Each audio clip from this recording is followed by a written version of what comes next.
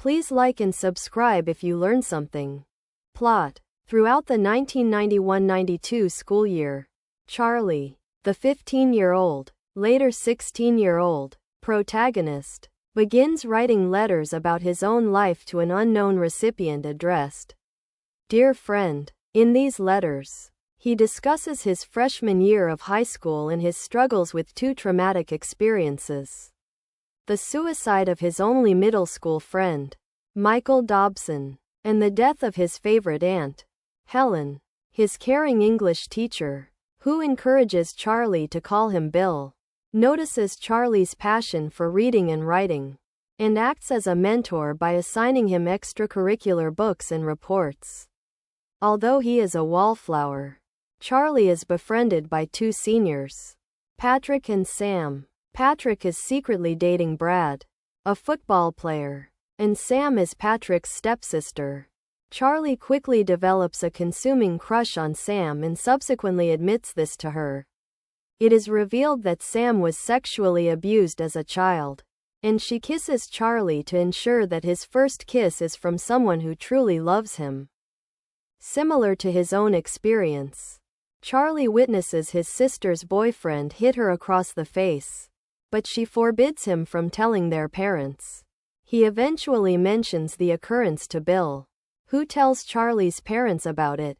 Charlie's relationship with his sister rapidly deteriorates and she continues to see her boyfriend against her parents' wishes. Eventually, he discovers that his sister is pregnant and agrees to bring her to an abortion clinic without telling anyone. His sister breaks up with her boyfriend, after which her relationship with Charlie begins to improve significantly.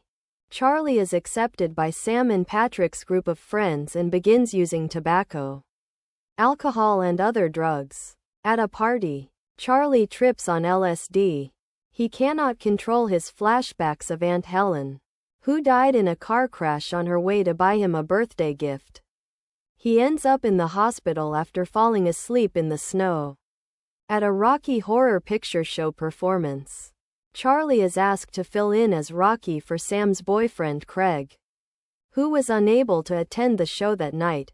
Their friend Mary Elizabeth is impressed and asks Charlie to the Sadie Hawkins dance and they enter into a desultory relationship. The relationship ends, however, during a game of Truth or Dare when Charlie is dared to kiss the prettiest girl in the room. He kisses Sam, and Mary Elizabeth storms out of the room in response. Following this, Patrick suggests that Charlie stay away from Sam for a while, and the rest of his friendship group shuns him.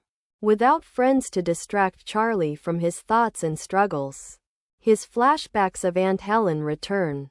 Patrick and Brad's relationship is discovered by Brad's abusive father, and Brad disappears from school for a few days.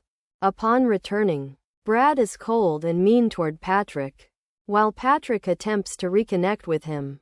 However, when Brad derogatorily attacks Patrick's sexuality in public, Patrick physically attacks Brad until other football players join in and gang up on Patrick. Charlie joins in the fight to defend Patrick, and breaks it up, regaining the respect of Sam and her friends. Patrick begins spending most of his time with Charlie, and Patrick kisses Charlie impulsively but then apologizes. Charlie is sympathetic because he understands that Patrick is still recovering from his romance with Brad. Soon Patrick sees Brad engaging with a stranger in the park and Patrick is able to move on from the relationship.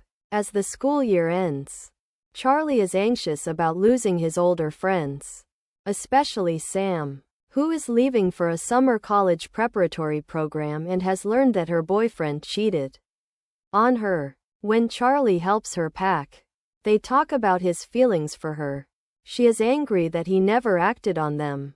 They begin to engage sexually, but Charlie suddenly grows inexplicably uncomfortable and stops Sam.